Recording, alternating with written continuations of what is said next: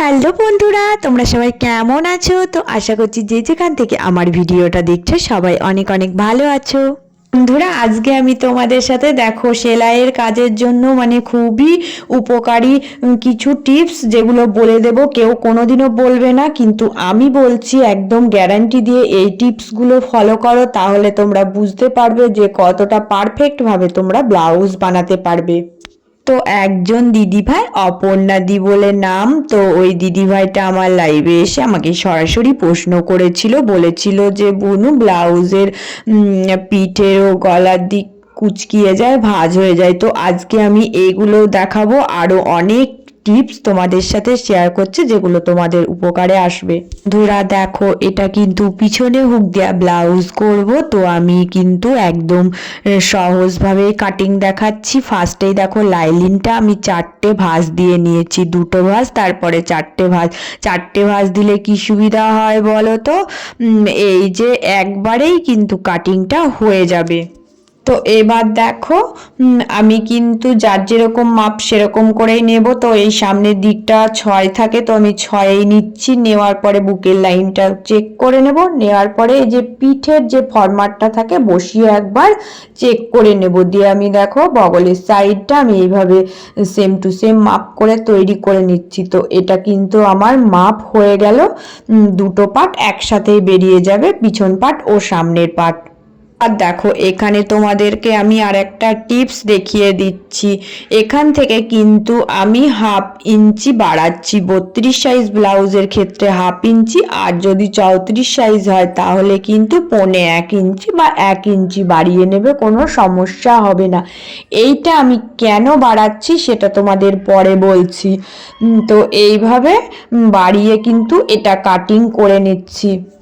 এই পিঠটা কিন্তু এয়ার হোস্টেস পিঠের মধ্যে গোল ডিজাইন হবে। ডিজাইনটা কাটিং করার সময় তোমাদের আমি বলে দেব এই বাড়ানোটা আমি কেন করেছিলাম। তো সেম আমি লাইলিনটা বসিয়ে সেমভাবে 4টে ভাঁজ দিচ্ছি, দিয়ে মেন ফেব্রিকটাও কেটে নিচ্ছি। এবার দেখো, সামনের পার্টটা কিন্তু আমি গলা কাটিংটা করে নিচ্ছি। এখান থেকে কিন্তু 2.5 দেবে, আর এই দিকে কিন্তু 6 রাখবে। তো এই 6-এর মধ্যে রেখে এটা গোল যেরকম গলার ডিজাইন হয় সেরকম ভাবেই কেটে নেবে। এই লম্বায় কিন্তু তোমরা 2.5-এর বেশি কখনোই গলা কাটিং করতে যাবে না, তাহলে কিন্তু গলা ফিটনেস আসবে না। আর দেখো, পিঠে কিন্তু আমার 1/2 ইঞ্চি আগে থেকেই বাড়ানো আছে। তো আমি এই লম্বায় কিন্তু 3 ইঞ্চিতে পয়েন্ট করব, আর এই দিকে সামনের দিকে কিন্তু 4 ইঞ্চিতে একটা দাগ দেব। তো 4 ইঞ্চি থেকে 1/2 ইঞ্চি নামিয়ে দাগ দিচ্ছি। তো এবার নিচের দিকে যে যতটা পিঠ বলবে, তো আমাকে 5 আঙুলের মধ্যে রাখতে বলেছিল, আমি সেই পয়েন্ট অনুযায়ী মাপ করে নিচ্ছি। নেওয়ার পরে এখান থেকে কিন্তু এইটুকুর মধ্যে আমি রাউন্ড শেপ দিয়ে মেলাবো।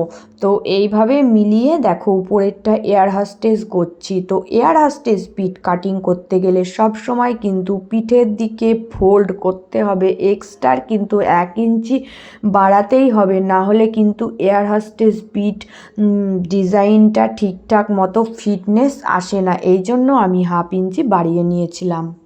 তোমাদেরকে এই লাইলিনটুকু দিয়েই পার্থক্য বুঝিয়ে দিচ্ছি। দেখো, গলা কাটিং আমি 2.5 করেছিলাম, পিঠ কাটিং আমি 3 করেছিলাম। এবার সেম এখান থেকে ধরে আমি মেলাবো। মেলাতে গেলে কিন্তু আমার ওই দিকে গলার এখানে কিন্তু 2.5 ইঞ্চি বাড়বে, আর পিঠেরটা কিন্তু 2.5 ইঞ্চি কমবে। তো আমি এইরকম সেমভাবে বসিয়ে এটা রাউন্ডভাবে দেখো মেলাচ্ছি কিভাবে। এইভাবে মিলিয়ে আমি কিন্তু প্যাঁচা করে এটা বগলের সাইডটা মাপ করে কেটে নেব। তো কেটে নিতে গেলে দেখো, এই যে পিঠের ফরম্যাটটার থেকে কিন্তু সামনের দিকেরটা 1/2 ইঞ্চি বেড়ে যাবে, যেহেতু সামনের দিকটা আমি 1/2 ইঞ্চি এখানে কমাচ্ছি। তো এটা বাড়লে কোনো সমস্যা নেই, কারণ হচ্ছে এটা আমাকে টেকিন দিয়ে কাটতে হবে। তো টেকিনটা দিতে গেলে দেখো, এখান থেকে যখন আমি 1/2 ইঞ্চি মুড়বো তখন কিন্তু এই টেকিনটা এখানে পূরণ হয়ে যাবে। তো এটা একদম মিলে যাবে। এই টিপসগুলো তোমাদের কিন্তু ফলো করতে হবে, তাহলে কিন্তু একদম পারফেক্ট ফিটনেস ব্লাউজ তোমরা বানাতে পারবে। দোপাটি কিন্তু আমি জুড়ে নিয়েছি লাইলিনের সাথে। জুড়ে নেওয়ার পর দেখো কখনো কিন্তু কুচকোবে না যদি তোমরা এই টেকনিকটা ফলো করো। তো দেখো প্রত্যেক জায়গায় কিন্তু 1/2 ইঞ্চি বা 1 ইঞ্চি ছাড়া ছাড়া করে কিন্তু কাট লাগাবে। হালকা রাউন্ড হোক, যেখানে যা আছে সেম প্রত্যেক জায়গায় একটু একটু করে কাট লাগাবে। কাট লাগিয়ে তোমরা এবার উল্টিয়ে সোজা করে নেবে। নেওয়ার পরে সুন্দর করে আগে কিন্তু নখ দিয়ে চাপবে। বারবার বলছি, সোজা করার পর যেন সেলাই দিতে যাবে না, তাহলে কিন্তু এই সামনের দিকগুলো ভাঁজ হয়ে যাবে, তো কুঁচকিয়ে যাবে না। এই জন্যই তোমরা নখ দিয়ে সুন্দর করে চেপে চেপে আগে বসিয়ে গলার ডিজাইন তৈরি করে নেবে। সেমভাবে পিঠের ডিজাইনও তৈরি করে নেবে।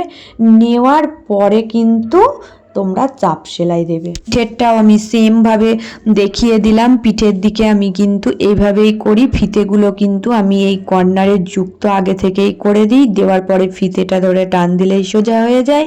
তো এইভাবে কিন্তু সরু করে নখ দিয়ে আগে চেপে নেবে। যেখানে যেরকম ডিজাইন আছে তুমি সেখানে সেইভাবেই নখ দিয়ে চাপবে, তাহলে দেখবে সেলাই না দিলেও সেট হয়ে যায়। কিন্তু এর ওপর দিয়ে সরু করে একটা চাপ সেলাই দেব ডিজাইনটা আরও পারফেক্ট দেখানোর জন্য। এবার দেখো সেলাইটা করে দেখাচ্ছি। অল্প একটু একটু করে সেলাই করবে আর মেশিন স্টপ দেবে। দেওয়ার পর চাপটা তুলে দেবে। চাপটা তুলে সুন্দর করে কিন্তু সেট করে নেবে। আবার কিন্তু ঘুরিয়ে নেবে কাপড়টা। তো একটু আবার সেলাই করে নেবে, নেওয়ার পরে আবার ঘুরিয়ে নেবে। সেম পয়েন্টে এইভাবে ঘুরিয়ে ঘুরিয়ে নেবে আর কিন্তু চাপ সেলাইটা দিতে থাকবে। এক টানে চাপ সেলাই দিতে যাবে না, তাহলে কিন্তু ভাঁজ হয়ে যাবে। ছোট ছোট করে সেলাই দেবে আর ভাঁজ দেবে, মানে সেলাইটা করবে আর চাপটা তুলবে। তো এইভাবে চাপটা তুলে সেলাই করে দেখবে কোনোদিনও ভাঁজ পড়বে না। গলা আর পিঠ একদম পারফেক্ট ভাবে তৈরি হবে। আমি তোমাদের এই টিপসগুলো দেখিয়ে দিলাম। এই ছোট ছোট টিপসগুলো কিন্তু ব্লাউজের ক্ষেত্রে হোক, চুড়িদারের ক্ষেত্রে হোক, অনেক কাজে আসবে। তোমরা এই টিপসগুলো ফলো করো, দেখবে তোমরা ব্লাউজ চুড়িদারের ডিজাইন পারফেক্টভাবে আনতে পারবে। এটা তৈরি করার পর তোমাদের দেখাচ্ছি এটা কত সুন্দর ফিনিশিং এসেছে আর কতটা পারফেক্ট হয়েছে।